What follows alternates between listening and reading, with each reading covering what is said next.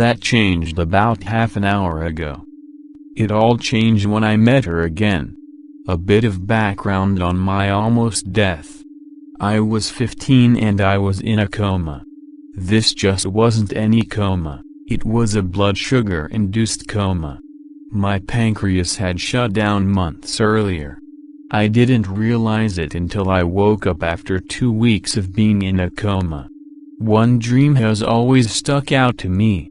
The other coma dreams were just pandering nothings of sex, random violence, and everyday life. When I think about them they're super fuzzy. This one particular dream stuck out like memory though. I was walking down a street at night in the countryside. Despite there being no light other than the stars, I was unafraid. Even when she appeared. She was this impossibly beautiful, tall woman. I guess that even when I'm dreaming I'm socially awkward, because when she started walking towards me my only thought was whether I should just give her the head nod or say hello and offer to walk with her. When we were only a couple of feet apart, she spoke. "Hello Chris, wonderful night for a walk, isn't it?" I was taken aback. I had no idea how she knew my name, yet I knew I needed to talk to this woman. "Yes ma'am.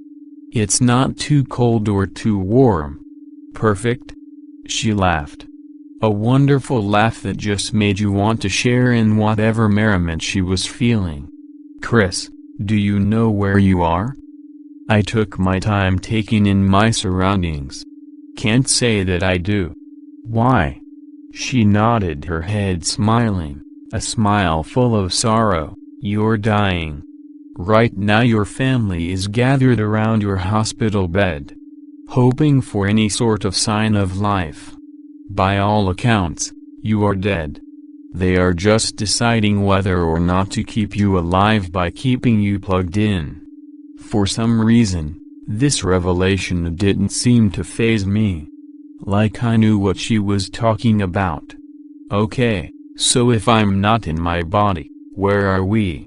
"Everywhere and nowhere. But I am not here to tell you where we are.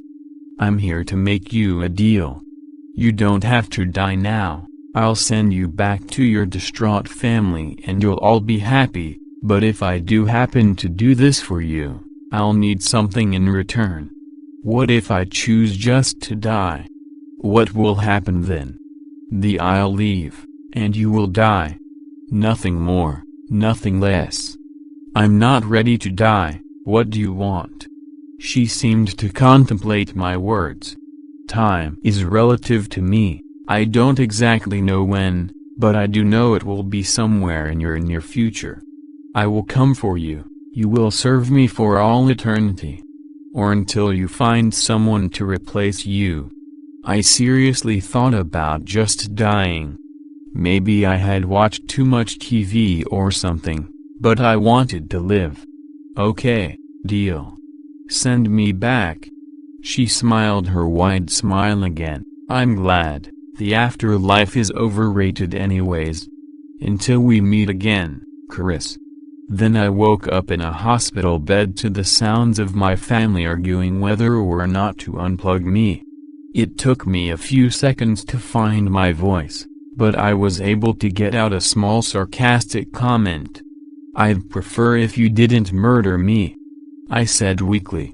After that there was a ton of them being happy and shit.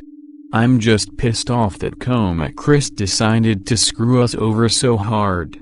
Ugh. Fast forward to now. I'm 23 years old, and about half an hour ago, my car died 3 miles outside of town. It was a normal day. I had just gotten paid and needed to get some groceries. I live in a very small town with a small convenience store, so I had to drive at least 20 miles to get to the nearest Walmart. So after work I went. On the way back to town my car died for no reason 3 miles away. Now me working second shift while my family all worked first shift made me out of luck. So I just decided to walk it. After all, It was only 3 miles.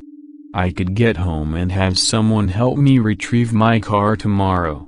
So there I was, unafraid, walking alone on the street in the middle of the night when I started getting chills.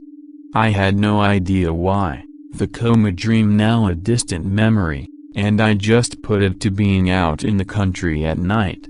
It really wasn't a bad night to have to walk. The stars were out and it was nice and cool out. Perfect? Behind me I heard crunching gravel and an all too familiar voice, "It's a nice night for a walk, isn't it, Chris?"